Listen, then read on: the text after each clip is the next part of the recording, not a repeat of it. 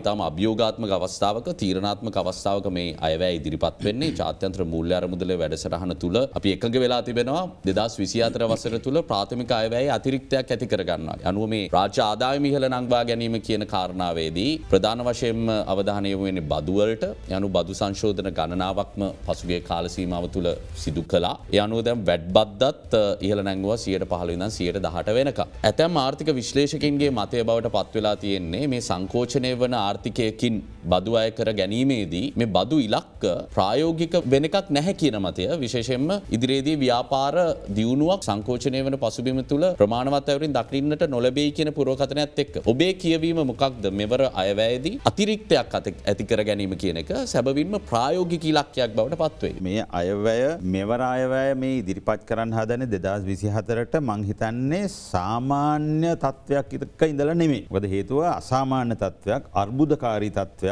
ඒ වගේම රටේ ඍණ ආර්ථික වර්ධන වේගයක් තියෙන කාලයක ඒ වගේ ගොඩක් දේවල් තියෙන තත්ත්වයක්. එතකොට අපි කිසිම කෙනෙක් අර ගතානුගතික අයවැයක් හෝ එහෙම නැත්නම් එතනින් එහා ඔබට ගිය තා ලස්සන අයවැයක් මං හිතන්නේ අපිට බලාපොරොත්තු වෙන අමාරුයි. දැන් අපේ අයවැයක් ගත්තම එක එක අංශවලට ප්‍රමාණය තියෙනවා. දැන් මේ දවස්වලත් කතා කරන අධ්‍යාපනයේ මෙච්චර ප්‍රතිශතයක් අවශ්‍යයි. මං හිතන්නේ ඒක සමහරලාට ඒ විදිහටම කෙරෙයිද නැද්ද කියන එක මට හිතා ගන්න බෑ. මොකද හේතුව මේ මම කිව්වා අර්බුදකාරී තත්ත්වය නිසා. අනිත් එක තමයි ලබන අවුරුද්දේ මං හිතන්නේ අති විශාල ප්‍රමාණයක් අපි ණය පොලි ඒවා ගෙවන්න ඕන. එතකොට ඒවටත් යම්කිසි අතිරික්තයක් අනිවාර්යයෙන්ම තිබිය යුතු වෙනවා. ඒ විතරක් නෙමෙයි එතකොට අපේ සාමාන්‍ය අනිත් පුනරාවර්තන වියදම් ඒ සියල්ලම මං හිතන්නේ එකලෙස පවත්වාගෙන යන්නත් අවශ්‍යයි. ඉතින් එහෙම පරිසරයක තමයි මම මගේ කතාව ආරම්භයක් හැටියට කියන්නේ මේ එවැනි පරිසරයක තමයි මේ මෙවර අයවැයක් ඉදිරිපත් කරන්නේ. එතකොට දැන් ওই බදු ආදායම කියන එක මං හිතන්නේ අපි මෙතන ඉන්න තුන් දෙනාටම දැනලා තියෙනවා. පොකට් එකට හොඳට දැනෙනවා. ඒක සාමාන්‍ය දෙයක්. ඉතින් මේ පෞගේ දවසේ ජාත්‍යන්තර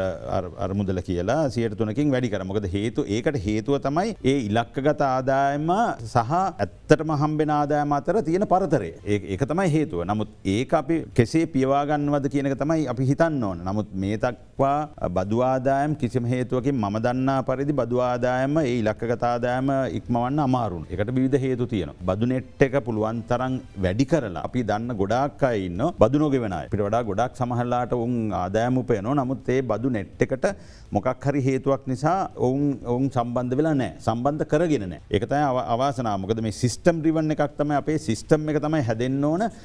නැතුව පුද්ගලයෝන් නෙමෙයි හැදෙන්න ඕන. ඉතින් ඕනම තැනක ගිහිල්ලා මගේ ක්‍රෙඩිට් කාඩ් එකක් දෙනවා නම් මගේ යම්කිසි ට්‍රාන්සැක්ෂන් එකක් මොනවා හරි ගණදිනුවක් කරනවා නම් ඒක යම් තැනකට අනිවාර්යයෙන්ම කනෙක්ට් වෙන්න ඕන. ඒක සම්බන්ධ වෙන්න ඕන. ඒ සම්බන්ධ වුණා නම් තමයි එතකොට ඒකට බද්දක් හෝ ඒ මං වියදම් කරන ප්‍රමාණය කොහෙන්ද ආවේ ඒක කෙරෙන්නේ. අදටත් මම දන්න තරමට ඒ ආදායම්බද දෙපාර්තමේන්තුව තියෙනම රැමිස් සිස්ටම් එක ඒ රෙවෙනියු මැනේජ්මන්ට් සිස්ටම් එක මං හිතන්නේ තාම 100%ක්ම හරියට ඒක වැඩ කරන්නේ නැති තත්ත්වයක් තමයි තියෙන්නේ. ඉතින් එහෙම දෙයක් තිබිලා බදු ගෙවන්නා තමන්ගේ ගෙදර ඉඳලා තමන්ගේ කාර්යාලයේ ඉඳලා බදු සියල්ලම ඒක හරියට ඒවා පිළියෙල කරලා ඒවා දෙපාර්තමේන්තුවට ඔන්ලයින් ක්‍රමයට මාර්ගගත ක්‍රමයට යවන්න පුළුවන් කාලයක් ඇති වුණොත් තමයි මම දන්න තරමට මේ බදු කියන එක ඔය ඉලක්කගත ආදායම් වලට එන්න පුළුවන්. ඒ නැති වුණොත් ඔය කොහොම කරත් ඒකේ අපහසුතාවයක් තියෙන එක තමයි මම පෞද්ගලිකව සහ විශේෂයෙන්ම ජ්‍යෙෂ්ඨ වරලත් ගණකාධිකාරියෙක් වරයෙක් හැටියටත් මම විශ්වාස කරනවා.